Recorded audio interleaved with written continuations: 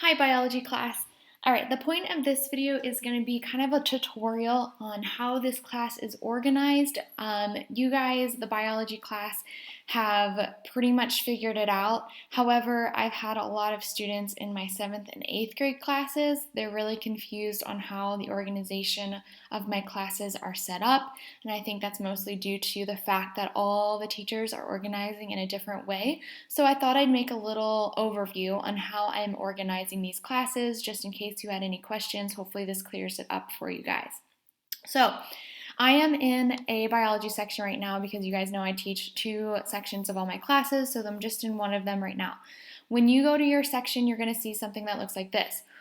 The very first thing you see is the lesson plans. So this is the most important thing. This is what you're going to check at the beginning of every class period for my class. So when you click on this, you guys are lucky because you guys are on the first tab, so it takes you right to it. If you look towards the bottom, it shows you other tabs. So these are all my other classes. You can click on them, but they're obviously not going to help you because you guys need to know what you need to do for biology class. So I'm in the biology class automatically when I click on that link, and I'm going to explain the different categories up here.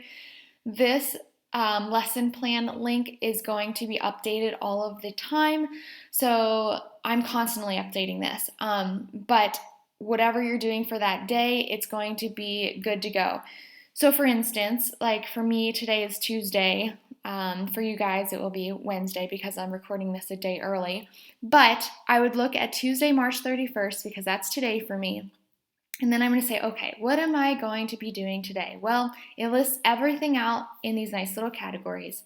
So my learning objective for today, I can look at that and see, okay, I'm going to be able to answer questions such as, what type of cells can become any cell in the body?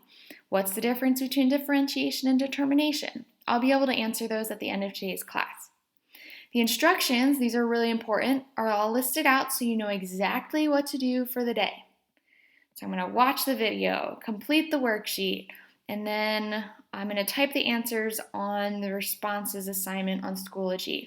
So everything in bold and italicized, I highlighted or I bolded and italicized them for you so they stand out so you can see exactly what you're doing. But make sure you read through the entire instructions here. The next one is independent practice. So what are you doing for independent practice? Well, that's the worksheet part. The assessment is that it's a graded assignment. The attendance part is really important because this is basically your exit ticket. This is how you're going to be marked present. You must have completed the 28.1 worksheet. In order to be marked present, you must complete the following by 11:59 p.m.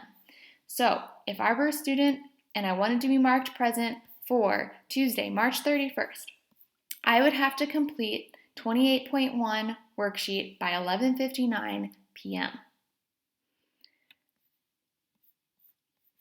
All right, let me go back to Schoology. Now I'm going to explain the folders. So the folders are going to be organized by chapter. Tried to make it as easy and as organized as I possibly could.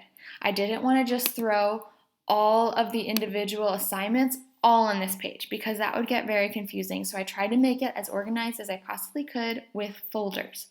So let me just show you 2 ways you can do this. I can either go into this folder by clicking it, and then I can go into each individual subfolder. So if I wanted the video part, I'd go there. But what I like to do even more so is click on this arrow so it shows me everything that's included. And you can do that for all of them if you want to, just so you have a big overview of what's included. So biology chapter 28 is the chapter we are on right now. So that's why I'm in the biology chapter 28 folder. Within that folder, there are subfolders. So I have bio videos, bio PowerPoint notes, bio reinforcement worksheets, and these all have answers in them so that way you can check your work. Bio labs, discussion boards, and underneath all those folders, obviously the videos are in the video folder, PowerPoints are in the PowerPoint note folder, worksheets are in the worksheet folder, and so forth. You also found out that the worksheet responses were right next to the worksheet that you needed in order to write the responses, right? So they're right next to each other. I try to make that as easy as possible. Okay, So I hope this clears things up a little bit and just shows you the organization of the class for biology. Like I said, I know a lot of the teachers are organizing completely different because I mean, it was up to us how we wanted to organize this. I really tried to make this as just organized and concise as possible. I hope you found this video helpful, but I think your class has got this. I didn't have anyone emailing me with issues on the organization or really where to find things for biology. But with my life science and earth science classes, I got so many emails yesterday. It was a little bit insane. I literally, yeah, it was crazy. But, anyways, I hope this is helpful and kind of gives you an overview of how this class is going to work. I do want to add real quick again, that you need to check this at the beginning of each biology class every single day to see exactly what you'll be doing. Make sure you read through the instructions and make sure you're especially paying attention to what you need to have done for attendance in order to be marked present for the day.